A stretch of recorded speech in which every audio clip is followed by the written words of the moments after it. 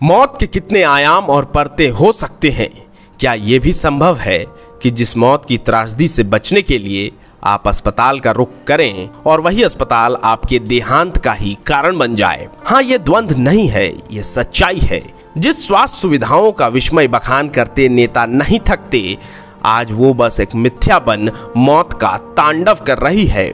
यह घटना है एमजीएम अस्पताल जमशेदपुर की, जहां दीर्घायु होने आए कुछ लोगों पर अस्पताल का छत ही गिर गया और तंत्र की विफलता से उनकी जान चली गई। अब सवाल उठता है, कौन लेगा जिम्मेदारी, कौन देगा स्पष्टीकरण? झारखंड में नई सरकार बनने के बाद स्वास्थ्य विभाग के मंत्री इरफान अंसारी कई मंचों से जनता से ये वादा करते नजर आए कि हम राज्य के लोगों को एक बेहतर स्वास्थ्य सुविधा देने के लिए प्रतिबद्ध हैं।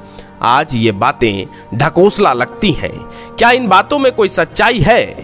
इसका आकलन इस बात से लगा सकते हैं कि कोल्हान के सबसे बड़े सरकारी अस्पताल जमशेदपुर के साक्षी में स्थित एमजीएम अस्पताल का जर्जर हिस्सा गिर गया, जिससे अस्पताल में इलाज कराने आए 3 लोगों की जान चली गई। घटनाएं अगर ऐसे होंगी तो सवाल बनेगा कि जर्जर अस्पताल की छत थी या हमारा तंत्र या हमारे नेताओं के इरादे। अपने हिस्से की सच्चाई बयां करती ये अस्पताल चीख के कह रही है कि बजट में स्वास्थ्य के लिए 7,470 करोड़ की राशि का क्या हुआ? क्या हुआ उन व्यक्तिगत बखानों का जो बार बार मंच से स्वास्थ्य मंत्री कहते नजर आए? किसे आक्षेपित किया जाए? कौन जिम्मेदारी लेते हुए इस्तीफा देगा? या ये बहस भी हमेशा की तरह नाउम्मीद अंतहीन बहस के हिस्से चढ़ जाएगी? या फिर अस्पताल कायाकल्प योजना से इन अस्पतालों का कायाकल्प कब होगा?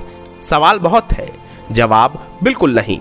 ये विरह है उन मर्माहत लोगों के जिन्होंने इस त्रासदी में अपनों को खो दिया।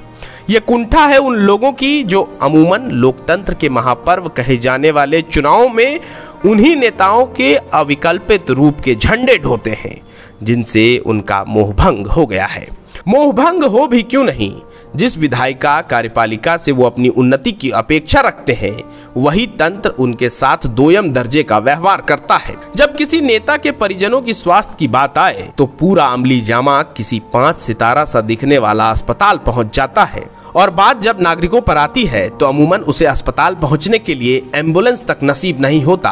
कभी वो ठेले पर पहुंचते हैं, कभी साइकिल पर तो कभी मोटरसाइकिल पर। राज्य के स्वास्थ्य मंत्री इरफान अंसारी ने मौकाए वारदात पर पहुंचकर मृतकों के परिजनों को 5 लाख और घायलों को 50,000 देने की बात कही है। लेकिन क्या बस मुआवजा देने मात्र से काम चल जाएगा? क्या ये मुआवजा काफी होगा? जैसे जैसे कैलेंडर के पन्ने बदलेंगे, ऐसी घटनाएं लोगों के स्मृति से धुंधली होती चली जाएगी और आम जनता एक बार फिर किसी पार्टी का झंडा उठा लेगी।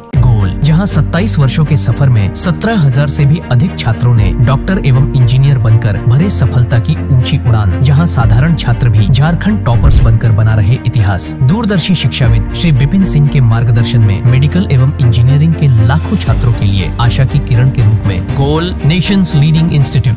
बायोम सिर्फ मेडिकल प्रिपरेशन का संस्थान। बायोम से लगातार दूसरी बार नीट यूजी में 700 मार्क्स पार। 10th पास स्टूडेंट्स के लिए फाउंडेशन कोर्स, 11th पास स्टूडेंट्स के लिए फ्रेशर कोर्स और 12th पास स्टूडेंट्स के लिए टारगेट कोर्स 17 अप्रैल से शुरू हो रहे हैं। कॉल 7360066190 और visit Biome, circular road near women's college and Hinoo, Ranchi. thefollowup.in.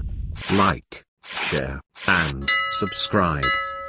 www.thefollowup.in